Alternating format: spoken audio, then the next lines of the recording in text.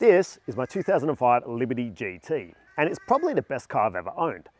It looks great. For a wagon, it handles amazing. It's powerful, it's comfortable, the interior's good, and I'm gonna sell it. So as much as I like this car, it's my daily driver. I do a lot of kilometers for work, and I've got the kids and stuff. And unfortunately, a 20-year-old turbo Subaru needs a lot of maintenance and a lot of love, and I can't deal with it anymore. So as much as I love this car, I think it needs to go to a new home with someone who has the time to maintain it and enjoy it as a wicked weekender. So now I'm basically trying to find a car that I can use as a daily.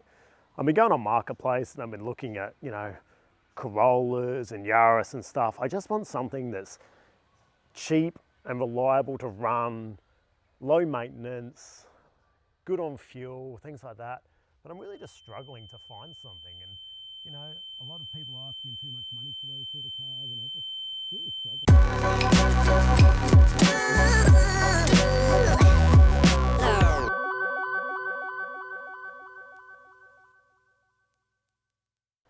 Ta-da!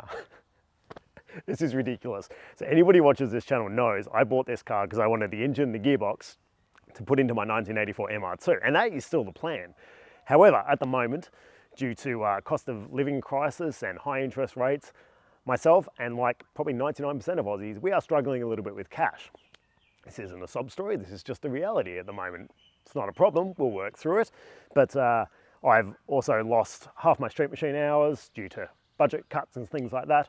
And also I am starting another business, which I will talk about in a few months' time once things are sort of rolling. But that's quite exciting, and it is car related, so I'm quite excited about that. More on that later. So anyway, I figured I have a reliable Toyota sitting here. Mechanically, this car is actually pretty sound. It just looks a bit ratty and it needs a little bit of love, but I think it'll be a perfect little daily driver.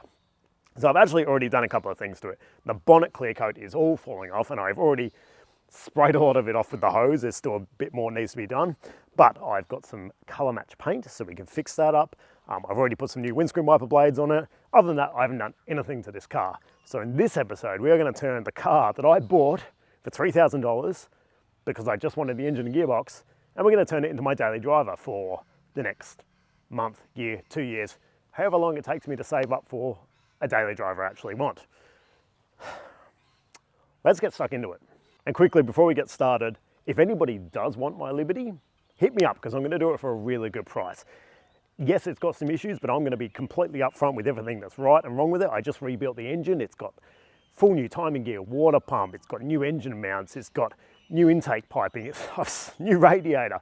I spent a lot of money on this car, but it's time to let it go. So if any of you are interested in taking on a very nice car, still got a couple of issues, but I'll be upfront about that. Hit me up. I'm not doing roadworthy or rego. I cannot be bothered with that. I am time poor.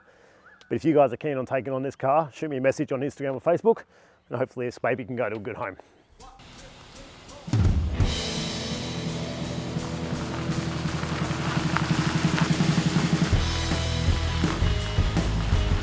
Well, she sounds good. There's a couple of things I want to do service-wise in the engine. I've got oil filter, accessory belt, but also some bolts for the lift mechanism on the VVT-Li, which do wear, so I've got them.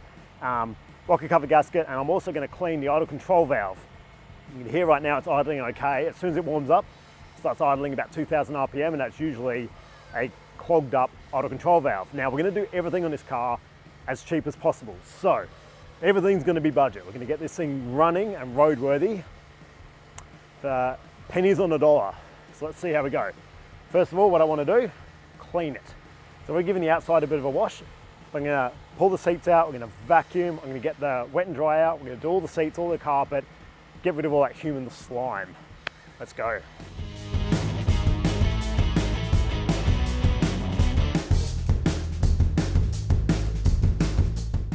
Okay, if it wasn't blatantly obvious already, it is freaking freezing this morning. It was 1 degree when I woke up and it's about 2-ish now. It's really cold. Anyway, we've got the seats out. Let's have a look at the grot inside this car. It's actually not too bad. I mean, considering it's a 25-year-old car, 26-year-old car. Yeah, it's not bad. Now, These seats are actually airbag seats. You can see the yellow connector. That means it is an airbag seat, and you can see inside the seats here, got ourselves an airbag both sides, which is great, safety and all that. But it does mean I've disconnected the battery, so you don't want to stuff around with airbags with the battery connected, and also put your foot on the brake for a minute, so any residual power left in the system will go out to the brake light bulbs. So we've got all this out now. The seats are not bad. The roof was leaking a bit the other day because the channels are blocked, so there's a bit of water on the seat there. But I'm going to wet and dry these anyway, and then put them in the house to dry. Just because it's a cheap daily doesn't mean it has to be a shit daily. But while I've got you, let's look at the rest of the car. So, things I need to do. The tail lights have moisture in them, so I need to take them out, dry them off, and seal them again. This is a known thing with these cars. As I just mentioned, the sunroof channels, sunroof works, everything actually works in this car, but the sunroof channels are blocked as they do because it's probably been sitting under trees. So I need to blow out the lines for those so the tubes actually come down and go into these panels here. So I should be able to pop the panel off, put an airline up, blow all the junk out, and then the front ones go down into the wheel wells. So when I check out the brakes, I'll blow those tubes out too to clean them all up. Body wise, you'll notice it's missing a fuel cap. So I do have the fuel cap, but you can see here, it's had a hit in the side of the car. So not much I can do about that without doing a lot of body work. I'm going to try and pull a few of those dents out. This one down here, I'm going to try and push that out from the inside, just straighten it up a bit, and then fix up this little bit of rust. But those snap tabs there, I'm going to have to weld that back on. So I've got the cap here, and yeah, I've still got the bits of the hinge there. So I'll just tack them back on with the welder, and that'll work fine, which is good. Yeah, outside the car, I just had a few dents and dings, nothing to write home about. The bonnet, as I said, it's pretty average, and you can see the top of the fenders here, all the clear coat's peeled, so I'm going to give it a rattle can job in this episode. Same with the top of the bumper. Now, I have rattle canned the car before, and it actually came up pretty good, so here's hoping. Headlight wise, they're actually in really good condition.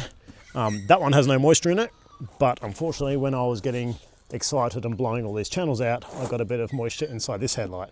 So I'll take it off and dry it.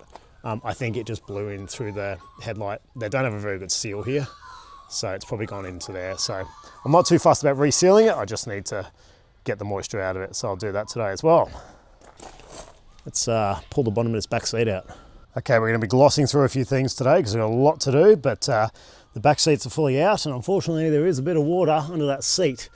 Now, one of the problems that are known with this car is under here is the seam that joins the roof panel to the rest of the car, and that seam has seam sealer in it, and that seam sealer cracks and dies over time. So I may have to pop this trim piece out, get some seam sealer, and just reseal that. Goes down to the boot, you can see the seal. So you can see the seam there, that's a continuation where the panels are bonded and welded. So I might have to do that because I believe that's probably where it's leaking. Also, I do have a bit leaking in the boot, but that's due to this seal, both sides. God knows what someone's done with this. Both sides is haggard. Now, I had a look online to get a new one of these. They're $180 for a genuine one, but I found a company not far from here that actually does exactly the same profile seal, and it's $7 a meter. So I've ordered 6 meters of it, and we'll redo that and then just join it up like down the bottom or up the top and just give it a glue, and that'll be fine. But yeah, that is a much cheaper option. As I said, everything's thrifty on this build. I think I just discovered some of the smell in this car. Yeah, that's a dead mouse. Gross. Yeah, this car's getting a good clean up. Yuckies.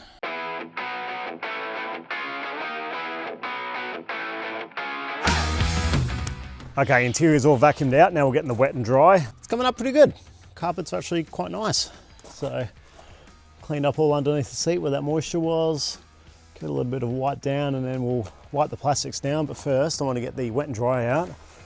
Do the seats, and then I'll put the seats in the house to dry off because obviously it is too cold out here. These little Bissell cleaners are the tits. If you don't have one, like, I don't know how much they are, like $200 or something, but I use this all the time for like cars, and if you've got kids and pets, so good. I should get paid for that, but they're freaking awesome. They are also the loudest thing on the planet, so watch your ears.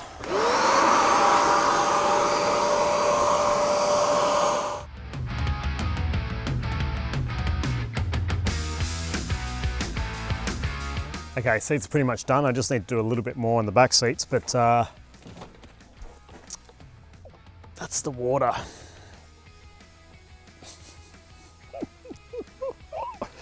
Gross, there was like brown coming out of those front seats. It's pretty naff, but they'll be much cleaner now. They've come up really good actually. So there was parts on the back, I thought the headrest was actually faded, and it is a little bit, but I'll spin it around. On the back here was like almost green. You can still see it's a little off color, but someone with a filthy head was obviously sitting there, and it's now, they look way nicer, which is great.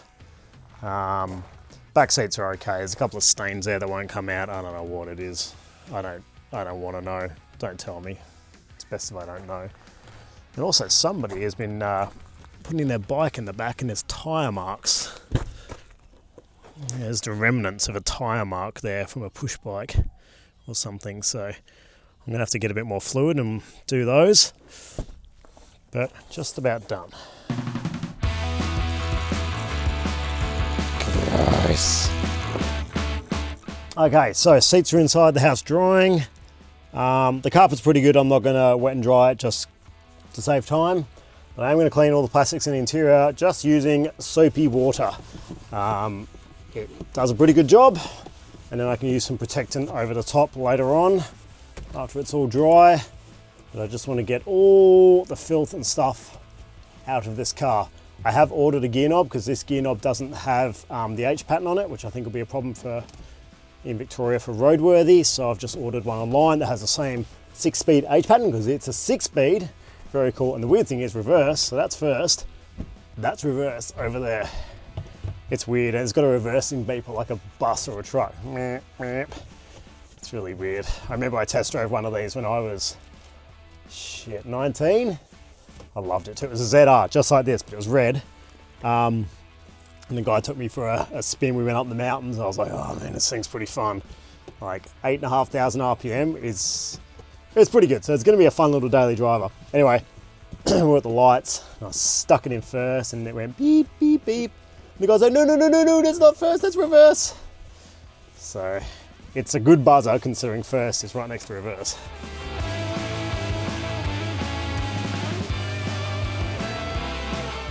Okay, things have escalated, as they tend to do. So I've got the center console off here, and the reason being I want to run this cable here. This is for a reverse camera. So I'm gonna put a reverse camera in this thing. I like reverse cameras, I think they're cool. And when I'm dropping the kids off at daycare and stuff, if some little twerp is standing behind me, I'm not gonna run him over. Spend the next 20 years in jail. And to run that reverse camera, I'm gonna run this. This is just a little cheapo Android Auto head unit. Honestly, they work fine. I know a lot of you audiophiles are like, you can't run that shit. Well, got one in the store, I've got one in SuperDub, and they work fine. So we'll put that in, and that'll be a bit nicer than the old school Alpine. I'm sure the Alpine's probably great sounding, but it's old, it doesn't have Bluetooth or any of that stuff, so we'll ditch that. It's still got the stock stereo in there too, which is funny, it's got both. So pull that out, put that in, gives us a nice screen with maps and all that sort of stuff too. All right, let's get these tail lights out and dry them off. Figure out how to reseal them afterwards.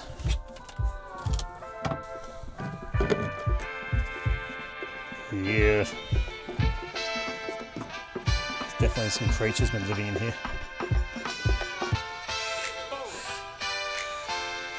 You can see those seals are pretty cactus, so I might get some rubber and remake that seal. So that is not doing much anymore. Should be able to get some of that at Clark Rubber, I reckon.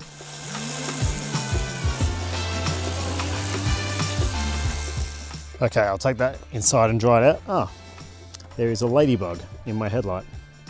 Great. Okay, so even though I'd rather do this in the garage, I think now I'm going to work on the engine. I'm not going to do the oil yet because I want to get up on the ramps to do that, but we can do the timing cover gasket, we can do the lift bolts, alternator belt, and also clean out that idle air control valve and see if we can make this thing idle properly. So let's do that because all the seats are soaking wet and I can't put the interior back together yet. So yeah.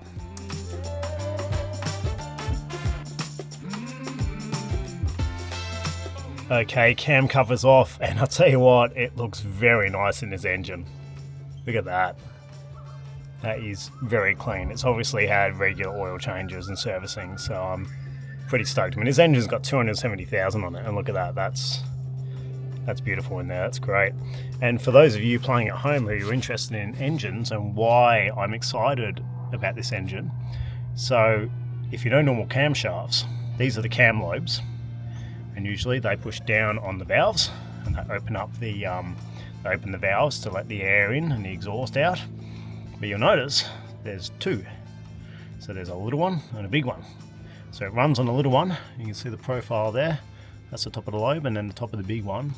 It's quite a bit higher, like 3-4 mil higher. So basically up until 6,500 RPM, it uses the little lobe. And then after that, it switches over to the big one, and you can audibly hear the change. Like it's bah, bah, and it kicks in. It just sounds like a whole new engine. It's a really cool thing. This is basically Toyota VTEC, but I know everyone pays out VTEC, but it is a sensational thing. So cool. All right, well, the cover's off, so we'll give this a clean up. We'll do a new seal. It is a bit mucky around there, so I think it's about due. And the thing we have to change is these two bolts here. So they are part of the lift mechanism, and I'll show you the new ones. So here's the new bolts here. You can see they're like a 10mm head, M6, I'm guessing. Then you got like this weird taper point thing, and that around that point, I'm not too sure how it works to be honest, but that point wears, and so we've got nice new ones. I was looking for these online, and they're all like, you know, 15 to 20 bucks each, and then I went to Toyota and they were $1.10 each, and they had 3 in the country, so great news. I only needed 2. Also, something very new to me, this runs a timing chain. It doesn't run a timing belt. It's the first car I've ever owned that runs a timing chain. So that's very exciting.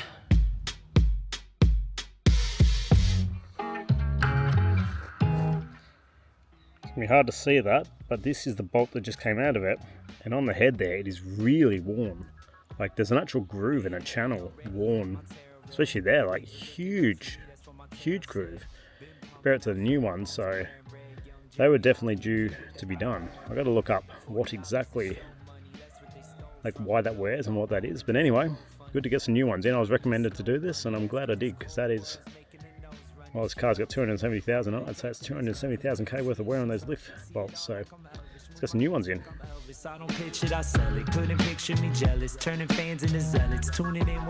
I just looked it up. It's 10 Newton meters for those bolts, so it's pretty easy.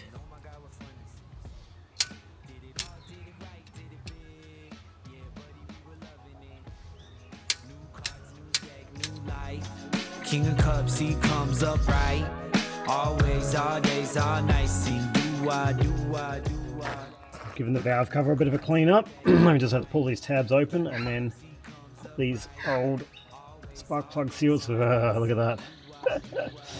They are manky. Oh my god, those old seals were gnarly to get out. I had to hammer and chisel them out. Like they were literally baked in there. They could quite possibly be the original ones. They did not want to leave. Anyway, we've got some nice new shiny ones now. Watching all these little men try and be Bonapartes and make the rest of us deal with their broken parts. Despite evil, I like people. Put your hands in the air if you're bipedal. Yeah, if life is a film, give me 5 sequels. Trying to pull my thread through the plot like a fine needle. All of these lines equal proof that I live alone. Got the benefit of time to deliver flows. Okay, that was a bit of a headache. That seal that went in there, God, what brand was it? I don't know, some aftermarket brand, and it was terrible. It was like, it didn't fit properly. So you got to try and wiggle this on. There's a pipe there you got to line up. You got to line that up. And while trying to do that, the seal just kept dropping off, like, because it's, you got to tension it round. It just sucked. Anyway, lesson learned, get a genuine seal next time, but it was a lot cheaper. So that's in, they're all good, everything's done up. I had to undo the alternator to get this pipe back on, but it's fine. I've now pulled off the old accessory belt, and as you can see, she's a cactus. So I've got a brand spanking new one. This is weird, it's just like a spring hydraulic tensioner thing, which is new for the Toyotas I've worked on. Bit of a bitch too, because somebody's mangled up the bit that you're supposed to tension it off, so you gotta use a pry bar. But anyway, we're gonna get a new belt. 6PK 1930. A few moments later. Oh man, you guys are gonna laugh about the last hour I've had. This is ridiculous. Let me show you.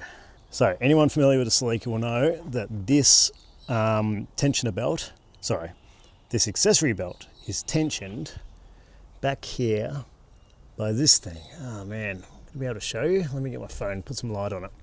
So there's a hydraulic tensioner in there. Now you can see below that, if I can try and, down there is the tensioner. And so you're supposed to put a spanner on that. That's like a 17 or a 19 mil, but over the years that has been rounded off and you cannot get a spanner on it anymore. So I've been trying to get a pry bar in there and just lever it, but unfortunately it's so rounded and wrecked I couldn't. So what I did is I got the belt on, and then I took the tensioner off, I put it in the vise, and I put a hose clamp around it, clamped it up under tension, screwed it back on, and now I'm just about to take that hose clamp off, and that'll tension the belt. It's a very backwards way to do it, but it's the only way I could do it. When this engine comes out and goes on the MR2, I'm going to redesign that and weld a nice big bar on it so it's easy to get a tension bar on it. But man, that was seriously like a freaking hour. Bloody sun's almost about to set. Alright, and to finish that part off, new seal on the oil cap. This has been much more of a mission than I expected. It really shouldn't have been. That's how nervous I was about that under tension, bloody hydraulic tensioner. Okay, so that's all done. So that's done, new belt, all together, new seals, that should be good. Now I want to do this throttle body, which is a bit of a pain in the neck. So I'm going to blitz through this right now before it gets dark and see if I can get the ICV off before night time.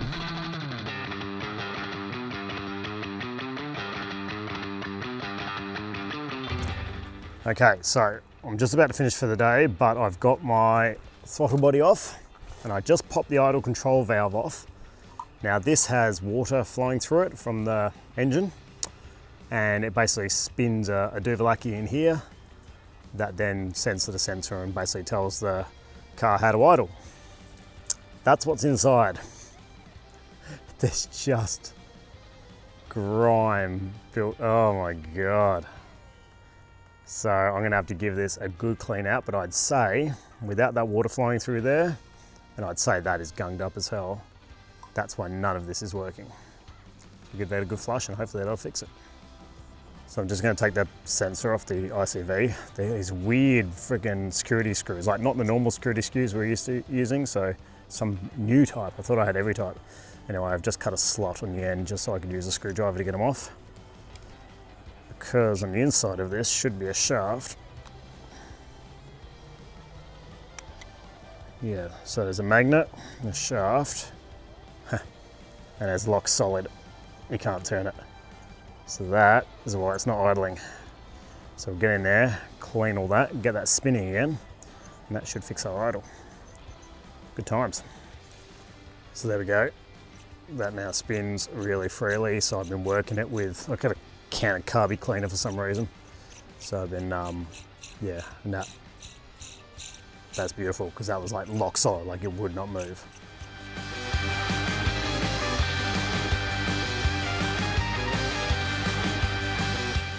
Okay, and that's enough for today. The engine's back together, so that's good. All I got to do is oil and filter, but that's should be easy, right?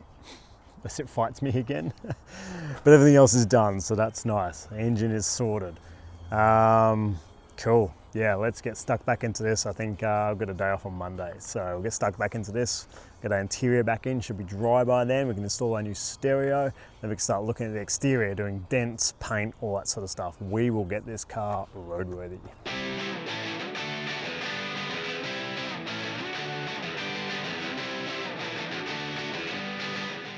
All right, seats are back in. It's feeling pretty good.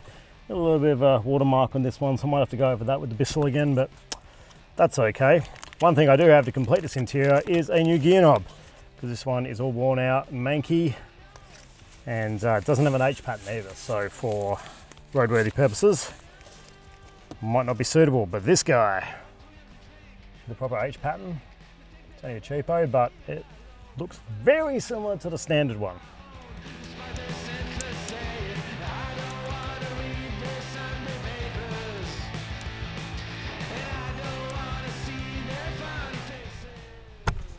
This is not obviously the standard gear knob. I'm pretty sure Toyota don't use electrical tape to pack it out.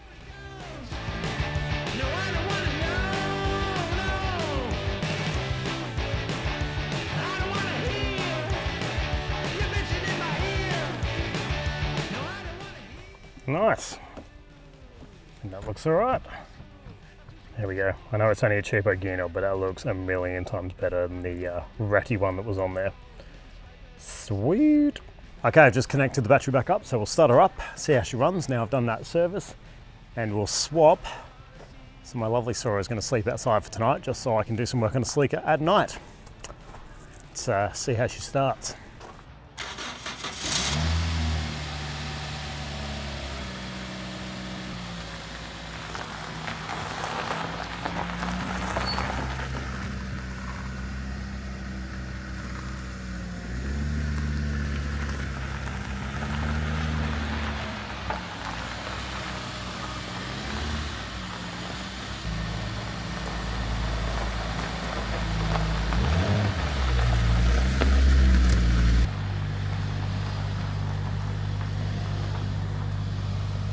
Okay, it's warmed up a little. It's still not perfect, but it's like, I don't know, 1400 RPM. It's better than it was.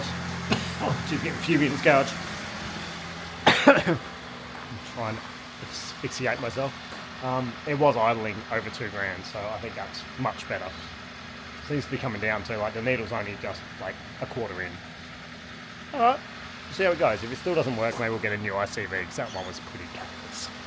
Okay, so it's now night time. Everybody's in bed, so I've got a bit of time to install this stereo.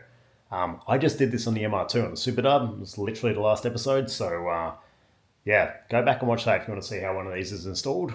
But for now, I'm going to show you the original one and then the new one. So here's what we're working with.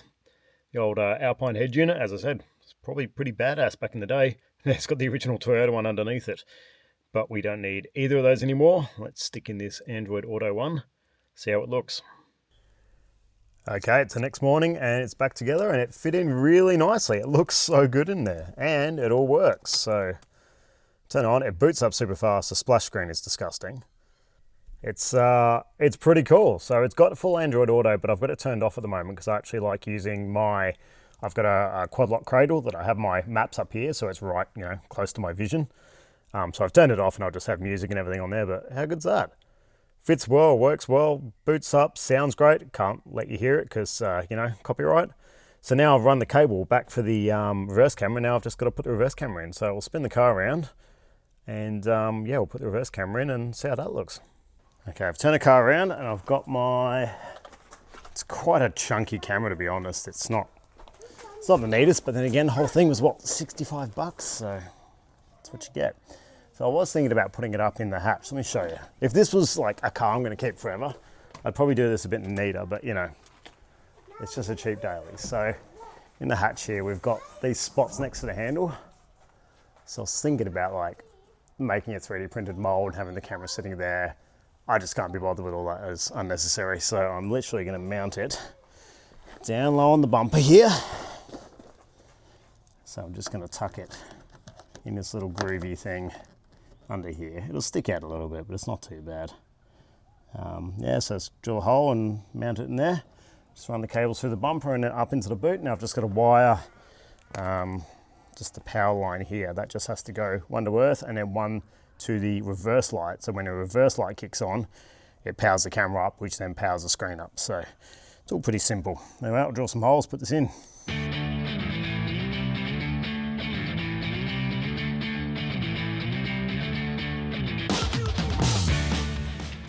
I've used my multimeter and I found that is the reverse light and the red and blue one is the power. Now I've just got to run a cable from that, just do a connector from that. I twisted those two up. So that's one is power for the camera, one is a signal wire for the stereo to let it know to turn the reverse camera on. So I'm just going to run that and then just tuck all this wiring away.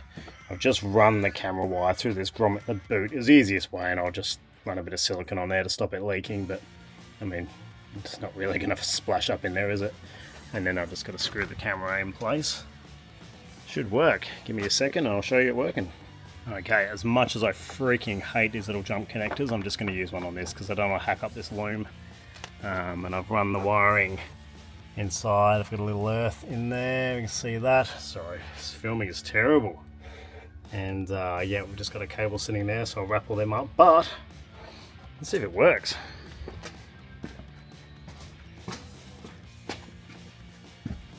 Yeah. It's down.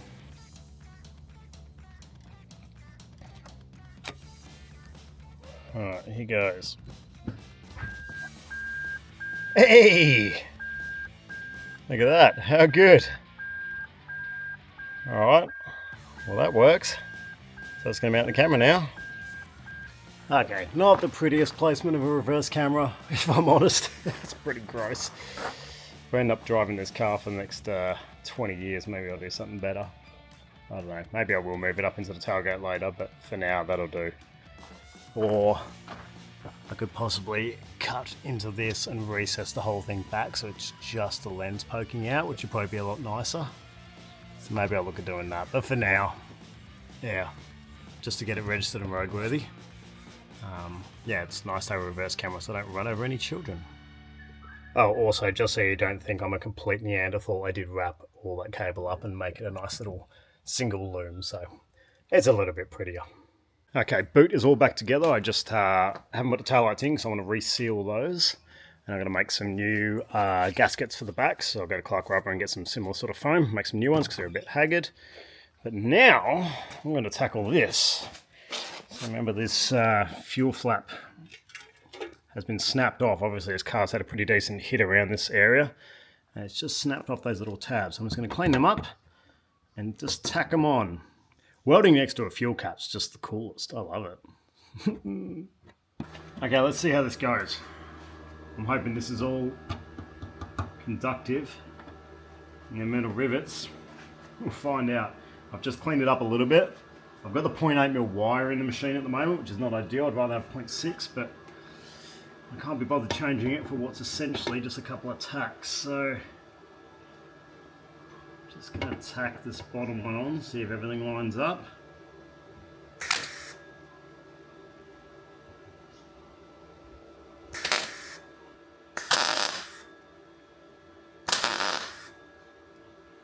Okay.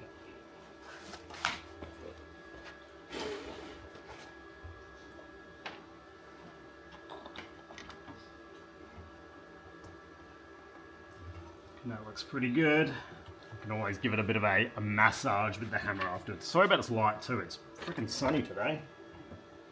Should be painting this thing.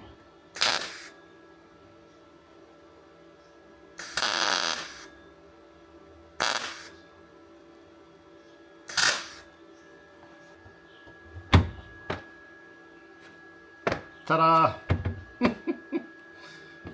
That's freaking easy. Now the thing is, I don't have a spring on this. I'm hoping when I pop the latch, it actually pops out. Let's find out. Did it pop? Hey, popped enough. That'll do. How strong is it? Oh yeah, it's not going anywhere. Great. Alright, I'll give that a wire brush, give it a little lick of paint. I don't think I'm even going to grind it back. I mean, who sees it? Me when I fill the car up.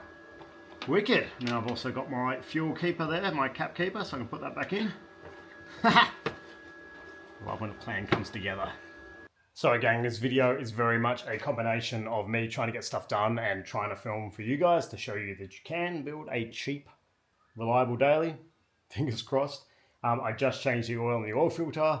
There was no sparkly stuff in the oil, so that's good. It was a bit dirty, but there was no sparkles in it. Put a new washer on the sump plug, new filter, new oil. Seems to be running nice and smooth, so that's good. And I've just done a couple of little things, like on the front here, this tray, just missing clips, so put clips on there. I do want to 3D print. See, it's the bonnet stay down here is missing. I'm guessing it usually goes in this hole here. So I'm going to try and print a stay. I'm just going to see what it looks like. But yeah, it kind of annoys me. Other than that, she seems to be going pretty good. Headlights looking good. I think it's missing a grille, but whatever. we'll get to that. Let's get these brakes done. How much I'm going to show you of this, I don't know. I just need to get it done. I've got the day off. I'm going to try and smash out as much as possible. Maybe I'll show you if there's anything really manky in there. Otherwise, let's just time lapse this thing, get these discs cleaned up, get these pads cleaned up. And if anything needs a paint so it doesn't look shit, I'm going to do that too. Let's go.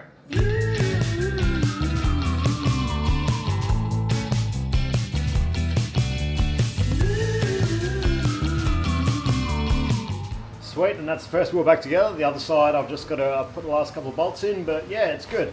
So I ended up painting the brake disc because it's got the hub where the drum brake for the parking brake sits.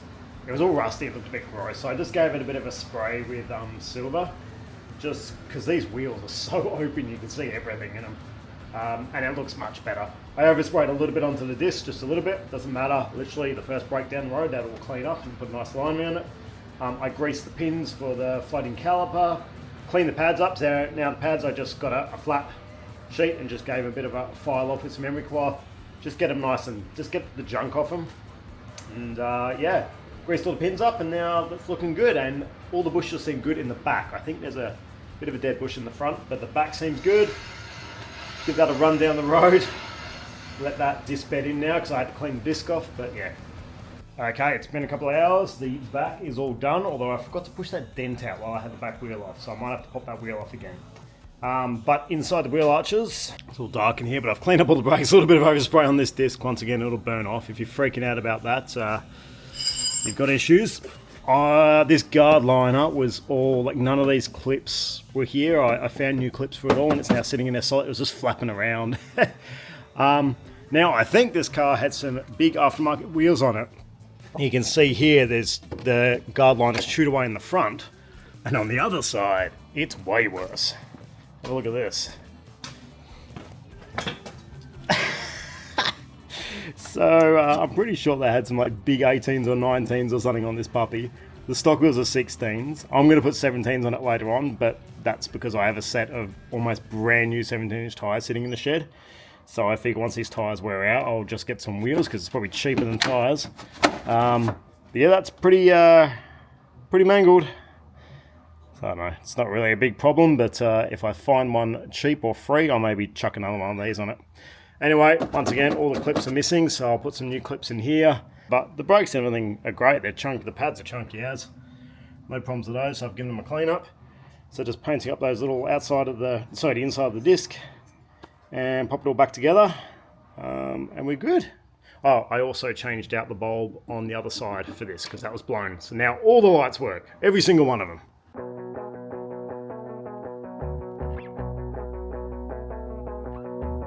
Okay, next thing. This is the little channel that comes out of the roof here. I've bent it a little bit, but that's to be expected. It's very flexible, that's fine. As I mentioned earlier in the video, there is a seal that goes along here that bonds the roof to the rest of the car. So that basically cracks over time, the sealant just gets old, so I'm just going to clean this all up. I've got a tube of Sikaflex, I'm just going to run a bead, a smear along there just to seal that back up. And while I've got that out, I'm also going to seal the tail lights, because just where the lens connects to the backing, I think it's just not sealing very well, and that's why they're getting water in them. So anyway, I'll give all this a clean up, bust out the sealant.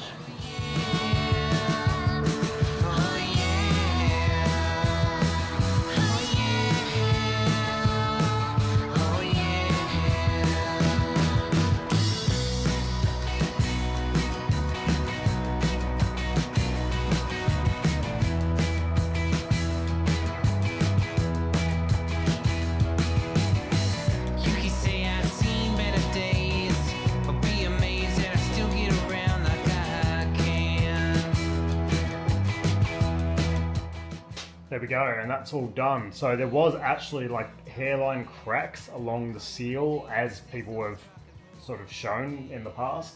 It's not big, but apparently it's enough because water sits on that channel. It basically just seeps in through there and then just goes in through the roof, runs down panels into under the back seat, stuff like that. So hopefully that'll fix it now. Does mean I've got a little bit of black sealant. Let me just turn the camera around. A little bit of black sealant just in the top of the boot there, but what do you do? I'm not going to go painting that. No one's really going to see it. And also I've sealed up my tail lights now. So I sealed all around the edge, and I have got some foam. So they're the original seals that are a bit haggard. And I went and got some replacement stuff from Clark Rubber. Unfortunately, they only had adhesive, which kind of sucks. But I guess I'll stick it, you know, tail light side or something, or car side, whatever. We are getting there, folks. We are getting there.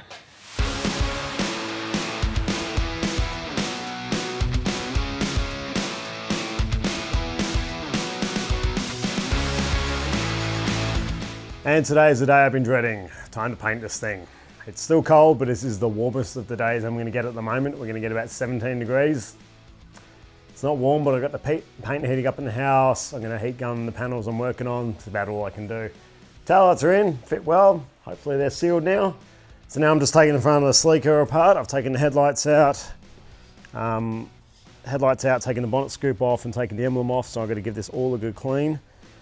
So there's three groups of people online that are probably the most toxic and horrible people ever.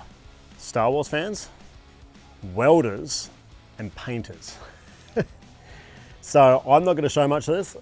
This is a cheap rattle can job. I just need it to look better than it does. Let me show you. I'll put up a picture of what it did look like with the clear coat peeling. Had dirt under it, looked disgusting. So I just need to be able to rock up at jobs and at a distance everyone goes, that's a normal car, not, oh my God, that guy's homeless. Anyway, I've got to go make a paint booth next door.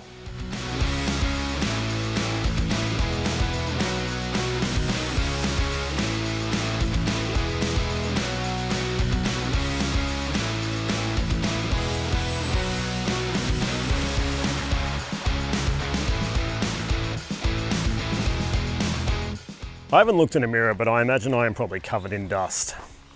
It's been 4 hours. This is the thing about paint. It's all bloody prep. And here we are. She's pretty much ready. So I've sanded bonnet, bumper, and the fenders, and I'm going to paint basically the whole front of the car. I should have enough in those cans to do that. Good thing is, like, the bumper and the fenders actually aren't that bad, so they won't need much of a color coat. Just enough to kind of blend it in and make it look nice. I've just done filler on a few dents, so I've just got to wait for that to dry and I can file that back. Whew. And then I've got my bonnet scoop here, which I took off. Yeah, that is a lot of work. My arms are killing me from sanding, but it's pretty much prep now. Look, you got to take your time with prep. I could spend days literally prepping this, and I don't know if it'll get any better. I've got to remember at the end of the day, it's a cheap runabout. So I'll let that dry, I'll sand it off, and then we'll go into our makeshift paint booth. All I've done is just covered up anything important. I've got drop sheets and plastic to run under the bonnet and over the windscreen and everything. And then we can time lapse it.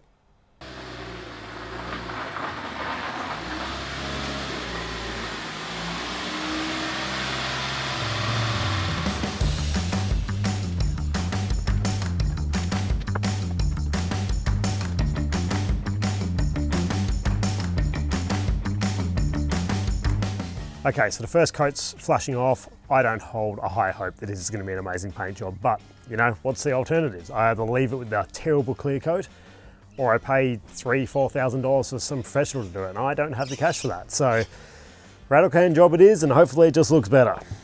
I don't like painting, it's not my forte. But in the meantime, this rocked up. So if you can see the profile of that, that is a very similar profile to our boot seal. So we'll pull the seal off and we'll put this one on. Hopefully that stops the boot leaking. That'd be nice, wouldn't it?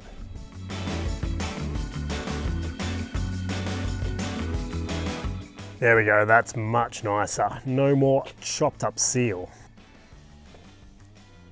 Hopefully no more leaks in this car with the roof and this fixed.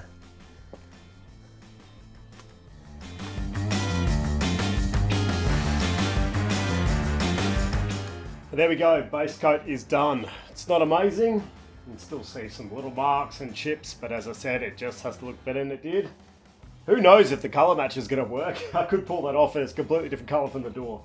But from a distance, in the wet, it will look amazing.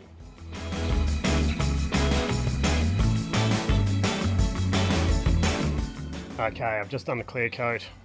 it's okay. You can still see some of the patches underneath. I should have primed it. I should have done a lot of things, but I'm kind of rushing this to get this done. I just didn't want it to look real crap from close up. Anyway, we'll let that dry. I'm just going to leave it overnight, and then hopefully tomorrow I'll get a couple of hours. I'll stick the headlights back in, show you the finished car, and that's it. Off to roadworthy. Oh, and one last little touch. I got rid of the disgusting whatever that is aerial and just got a black generic one. So that looks a lot nicer than whatever the hell that was. Ugh. I call you up to 15 times a day. Okay, and there it is. Is the paint job good? No, it is freaking terrible. Learn from my mistakes. I rushed this and I should have primed the bonnet before I sprayed it, and I didn't because I was like, nah, the color will cover everything. It didn't. Okay, prime. I knew it and I was just rushing. So feel free to berate me in the comments because I know you all will. But look, from a distance, look from over here, squint a little bit. That's mint. Just don't come any closer. And the color match isn't great either. Like, you can see the color difference between the quarter and the door. Fuck it, whatever, I don't know. I just need a car to drive, so I've got a car to drive.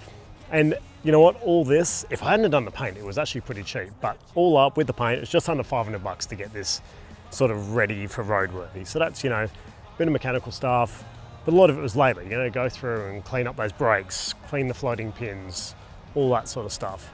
Other than that, it seems to be fine, so I don't know how long I'll be driving it for. I really just want the engine and gearbox, but I might be driving this for a couple of years. Who knows? Anyway, thanks for watching, guys. This hopefully shows you can go and buy a cheap, reliable Toyota, a little bit of elbow grease, and get something that's, you know, reliable and quite a nice place inside too, with that Android Auto and all that sort of stuff. It's pretty nice in that car. Anyway, thanks for watching. If you want the Subi, hit me up.